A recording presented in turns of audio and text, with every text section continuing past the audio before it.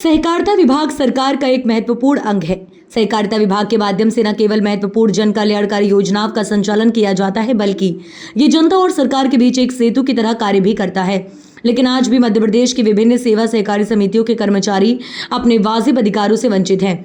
सहकारी समिति कर्मचारियों की समस्याओं, अधिकारों और कर्मचारियों के भविष्य के चिंतन को लेकर सहकारी समिति कर्मचारी महासंघ के जिलाध्यक्ष पीसी चौहान से समर्थ सहारा के संभागीय ब्यूरो पूनम राउत ने विशेष बातचीत की। देखिए ये खास एक्सक्लूसिव इंटरव्यू। नमस्कार, समर्थ सहारा के खास कार्यक्रम ग्राम यात्रा में एक बार फिर सभी दर्शकों का स्वागत है।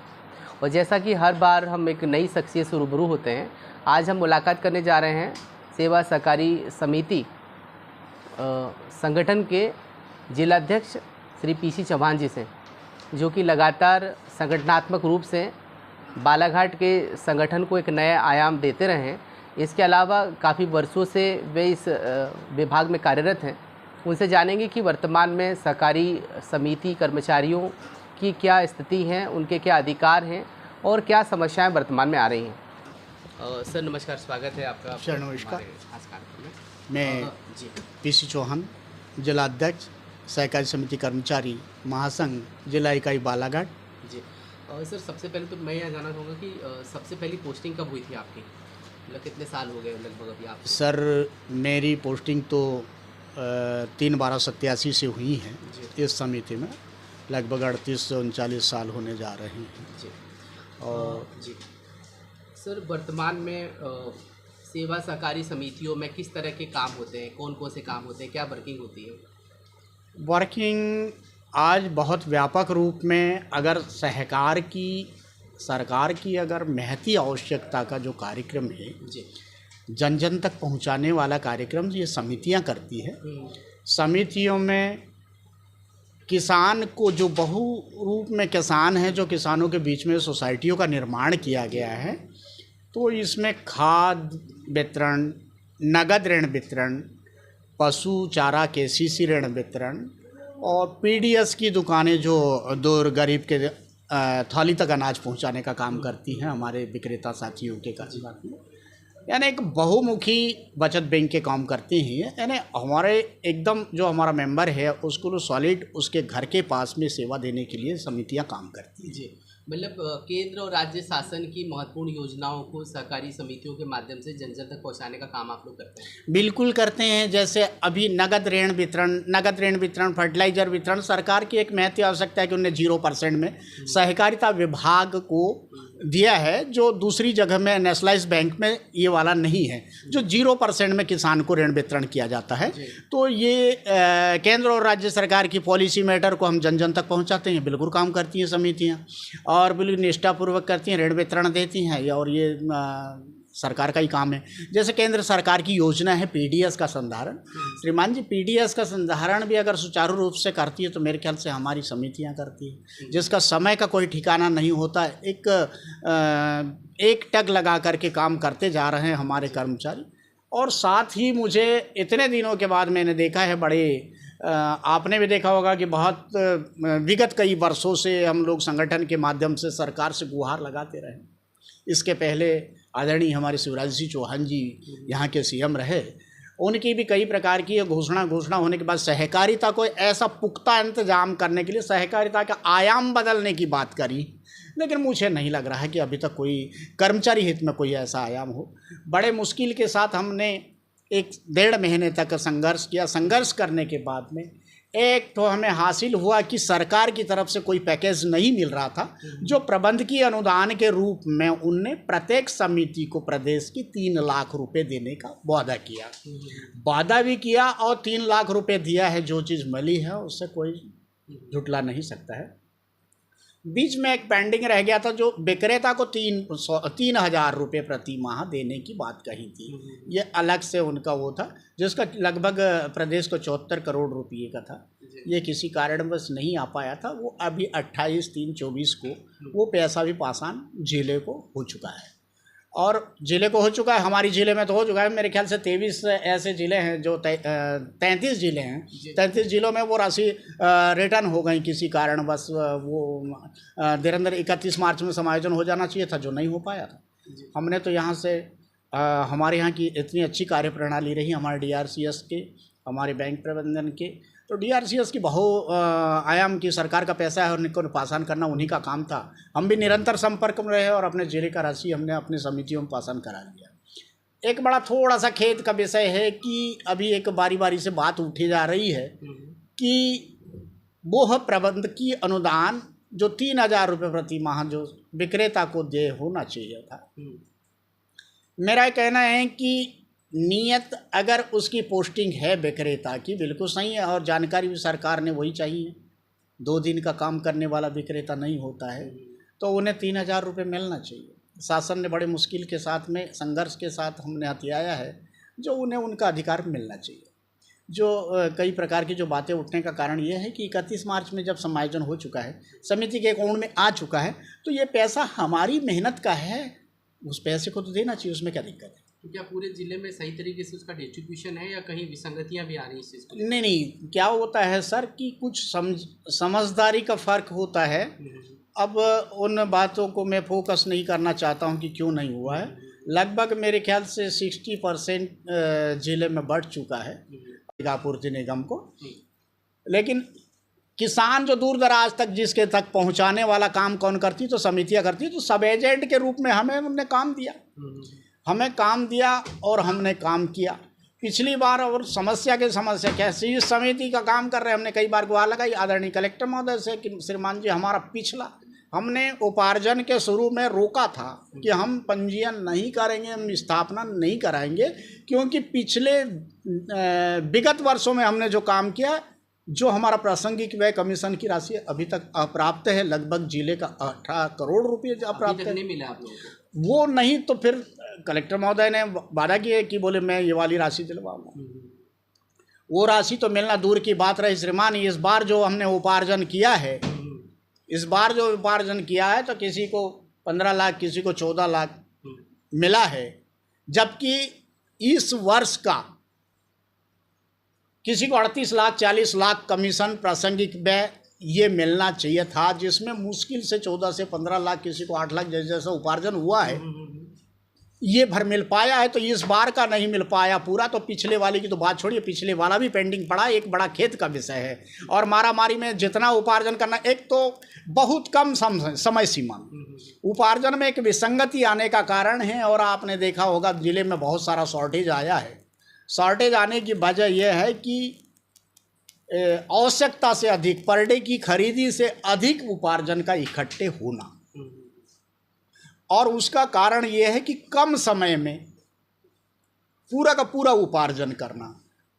तो ये बड़ा एक विडंबना का विषय है। क्या है, कम समय क्यों दिया जा रहा है, या इसको लेकर क्या कभी कोई आपने सोचा कि नई नीति बनाई जानी चाहिए संगठन के माध्यम से?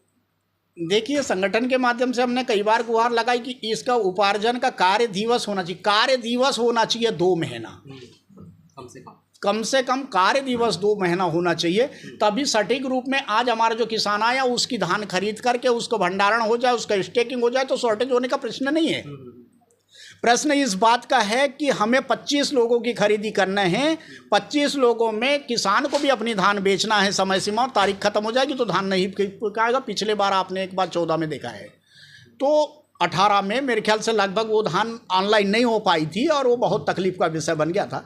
तो किसान भी दहशत में रहता, मेरी धान बिकेगी कि नहीं बिकेगी समर्थन मूल्य पर, इसलिए वो टूट पड़ता है, इकट्ठे आ जाता है, किसी काटा होता है, किसी का नहीं होता। 4-4 दिन तक बोरे की सिलाई पड़ी रहती है और उसमें वही है, चोरी चमारी का काम चलते रहता है। बारदाने भी छोटे मिले हैं या मिल रहे हैं, उसके कारण भी काफ़ी चुनौतियों का सामना करना। बारदाने तो एक नहीं अनेक बार मैंने गुहार लगाई थी श्रीमान जी, तो बात ये कहा गया कि ये बारदाना की पैकिंग कलकत्ता में होती है। हमने बोले ये फॉरेन में होती हो, हमें कोई तकलीफ नहीं है, लेकिन सबरा धान एक सी लाइन पे नहीं होता है, कुछ धान लंबा होता है, कुछ बौना होता है। तो बारदाने में सही में कोई 38, कोई 37, कोई 39, 40 एबव, उसकी जो 40, 640, 700 गिनना चाहिए, वो माल नहीं आ पाता। ये बहुत बड़ी समस्या है और मैंने करीब से देखा है।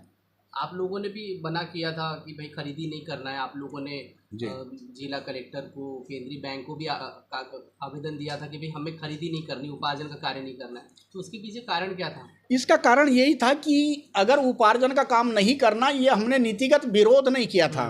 जो हमारे साथ समस्या है और हमारी समस्या को कोई सुनने को तैयार नहीं है, नीतिगत विरोध नहीं था। हम शासन की नीतियों का विरोध नहीं करते हैं कि हम उपार्जन काम नहीं करेंगे। उपार्जन करना हमारे लिए, हमारे किसान की महती आवश्यकता है और ये हम ही को करना है। लेकिन हमने रोका ये था कि हमने जो काम किया उसका पारिश्रमिक हमें तो मिलना चाहिए ना, जो हमें जो फैसिलिटीज़ मिलना चाहिए। समय पे उपार्जन शुरू हुए 15 दिन बाद में आपका परिवहन करता तय होता है। मैं कहता हूँ कि ऐसी व्यवस्था कैसी है? एग्रीमेंट आज दिनांक तक भी एग्रीमेंट नहीं है। बड़ा खेद का विषय है। एग्रीमेंट होना चाहिए उपार्जन के पहले। यदि किसी फाउंडेशन तैयार करते हैं किसी मकान का, आप निजी मकान बनाते हैं, तो आप किसी कॉन्ट्रैक्टर से पहले एग्रीमेंट कराते हैं। और शासन को ये देख लीजिए, और 72 घंटे का वो बात यही है कि एग्रीमेंट नहीं है तुम्हारे पास। और एग्रीमेंट जब आया, हमने उसकी विवेचना किया है, तो एग्रीमेंट में ये लिखा है कि समिति में उपार्जित किया हुआ धान 72 घंटे के अंदर समीपस्थ किसी भी परिवहनकर्ता के द्वारा पूरा का पूरा समीपस्थ कोई भी गोडाउन में भंडारण हो जाना चाहिए, जबकि वो 72 दिन नहीं हो पाता है।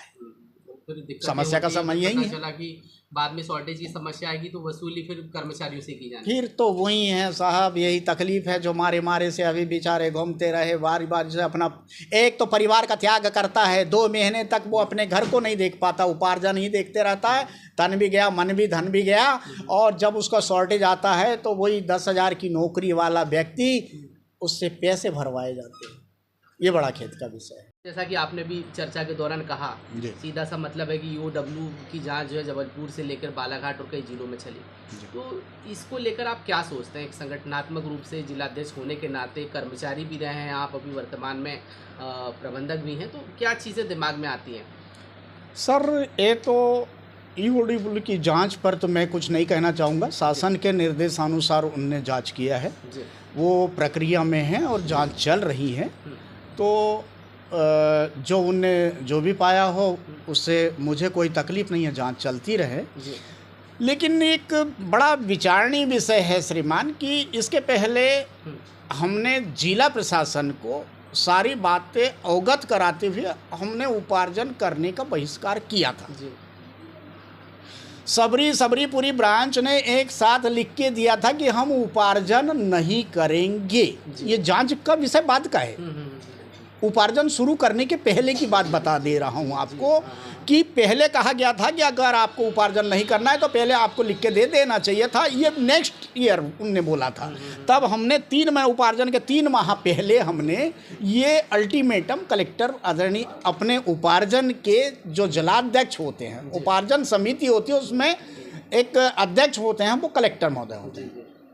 6-7 लोगों की जो कमेटी होती है, उपार्जन कमेटी, उसके जो मेंबर होते हैं, उनके जो मुख्य रूप से अध्यक्ष होते हैं कलेक्टर महोदय होते हैं। हमने उनकी संज्ञान में लाया, इसको रोका। कलेक्टर साहब ने हमें आश्वस्त कराया, बोले चिंता मत करो, हम तुम्हें अव्वल व्यवस्था देंगे। अव्वल व्यवस्था के रहते कोई व्यवस्था नहीं हुई श्रीमान जी। तकलीफ ये है कि हमारा जो कर्मचारी मारा दहशत में घूम रहा है। अभी जो जांच का विषय आया है, शॉर्टेज का विषय आया है, आज हमारा कर्मचारी सेफ महसूस नहीं कर पा रहा।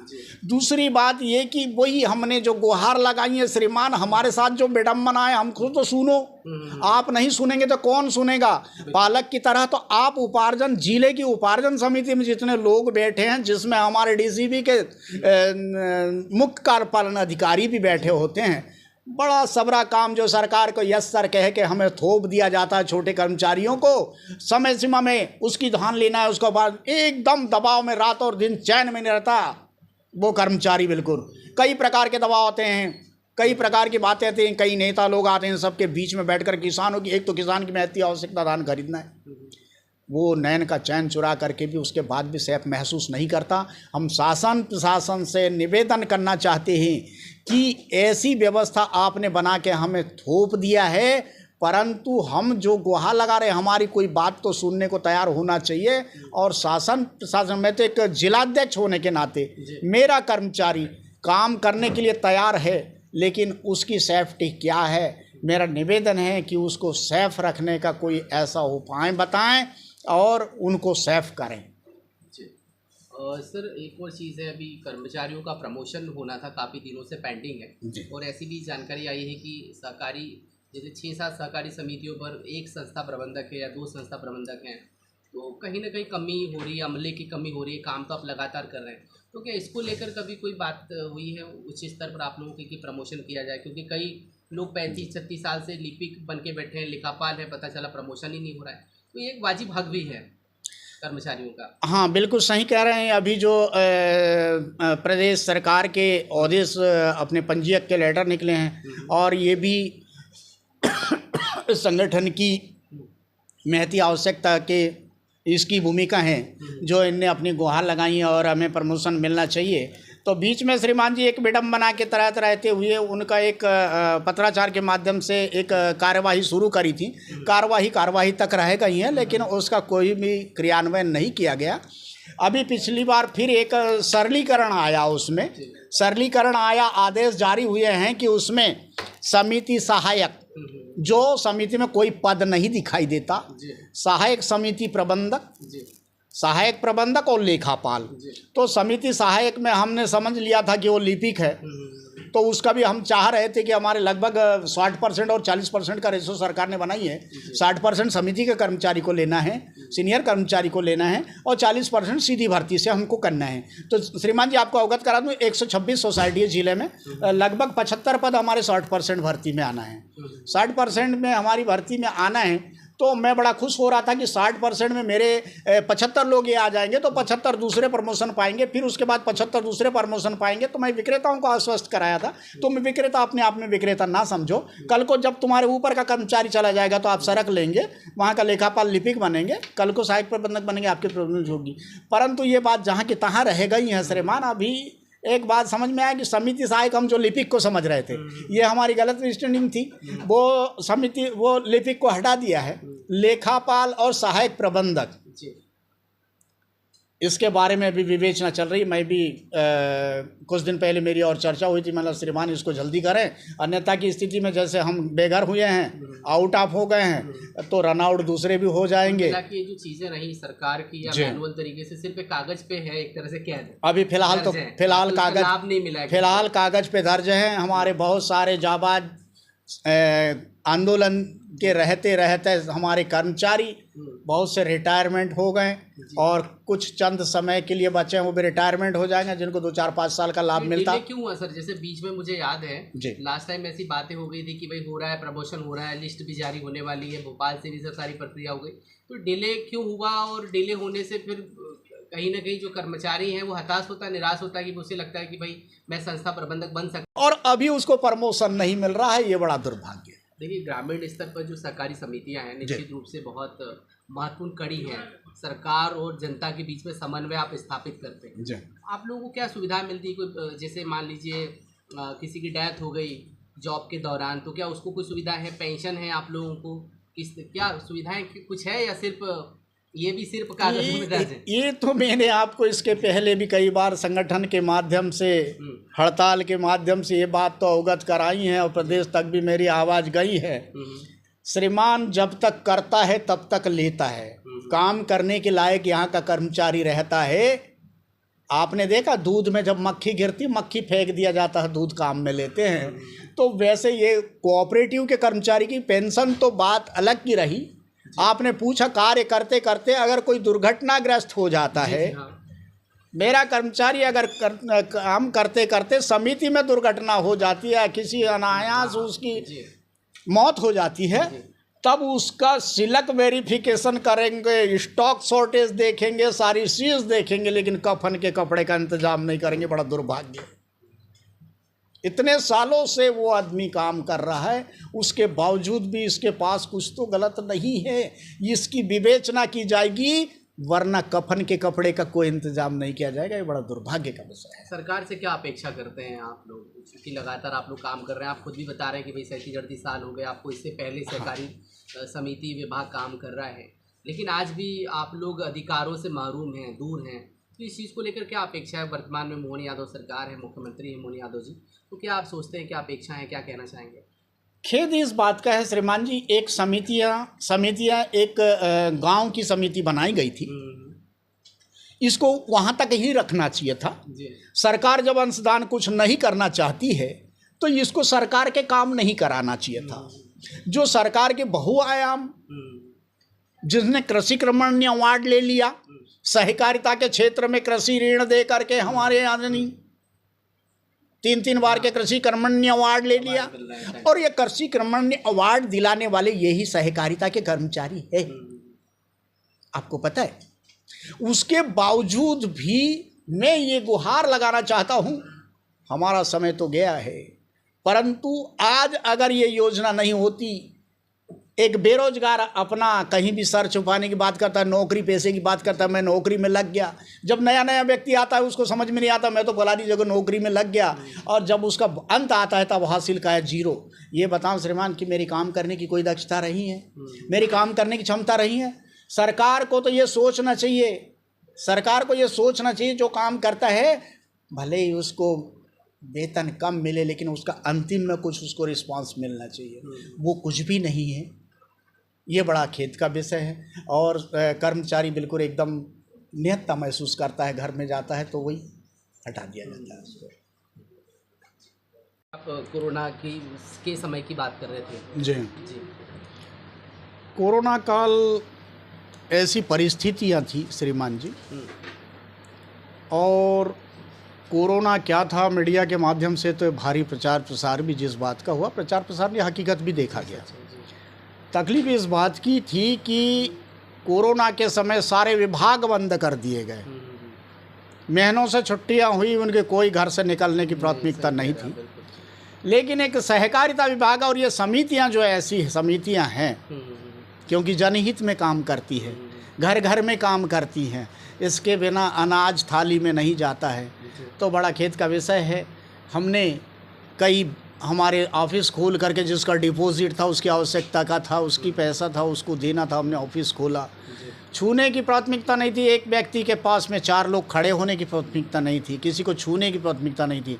आज हमारे वही विक्रेता साथी, उनने अगर कहीं यहाँ कवरेज नहीं मिल रहा, वहाँ कवरेज नहीं मिल रहा, तो झाड़ के नीचे जा कर के बड़ी भीषण त्रासदी के अंदर अंगूठा लगवाई, और उनने उनको अंगूठा भी लगवाना, उनको भुगतान किया, मनाई थी।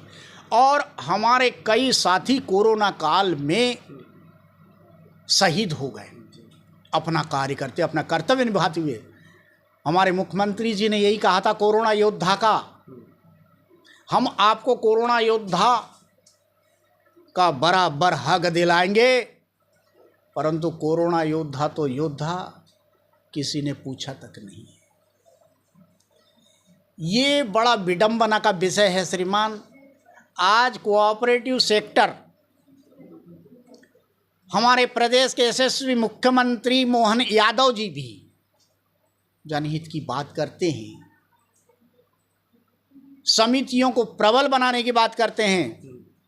केंद्रीय मंत्री अमित शाह जी सहकारिता के, बड़ा सौभाग्य है जो सहकारिता को केंद्र में ऐसी व्यवस्था बनाई है जिसका मंत्रालय शुरू करा दिया है सहकारिता का।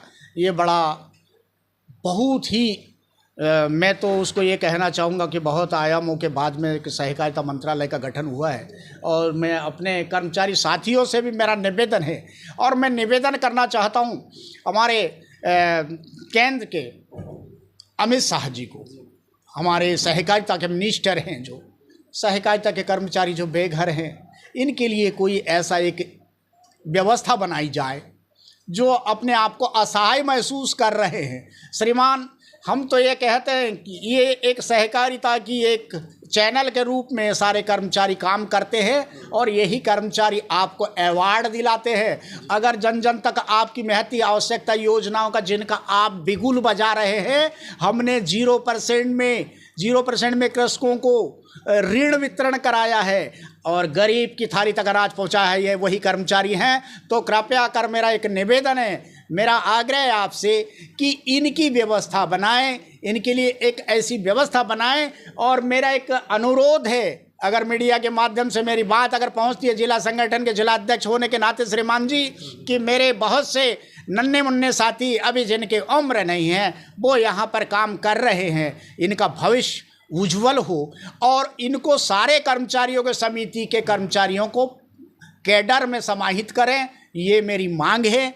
और आज अगर ये वाली कंडीशन आती है तो हमारा कर्मचारी अपने आप को असहाय महसूस नहीं करेगा ये। और मैं एक निवेदन करना चाहता हूँ मेरे समस्त कर्मचारी साथियों से, जिले के प्रदेश के कर्मचारियों साथियों से, कि अगर आप एक रहेंगे तो सब संभव होगा, अनेक हो जाएंगे तो संभव नहीं है। एकता अखंडता की मिसाल है, सब कुछ आप करा सकते हैं तो आप एक हो करके करें। मेरा एक विनम्र निवेदन है आप सभी बंधुओं से कि आप बिचौलियों का शिकार ना बने, टुकड़ी टुकड़ियों में ना बटें। अगर बटोगे तो कटोगे, तुम्हारा भविष्य अंधकारमय होगा। आप एक रहेंगे तो मैं आपके उज्जवल भविष्य की कामना करता हूँ। बहुत बहुत धन्यवाद सर सबर सहारा से इस विशेष बातचीत के लिए। Thank you. अभी आपने मध्य प्रदेश सहकारी समिति कर्मचारी महासंघ के जिलाध्यक्ष बालाघाट इकाई के पीसी चौहान जी को सुना, जिन्होंने बहुत बेबाकी से अपनी बातें रखी और जिनका कहना है कि सरकार को अवार्ड दिलाने में कर्मचारियों का महत्वपूर्ण योगदान होता है।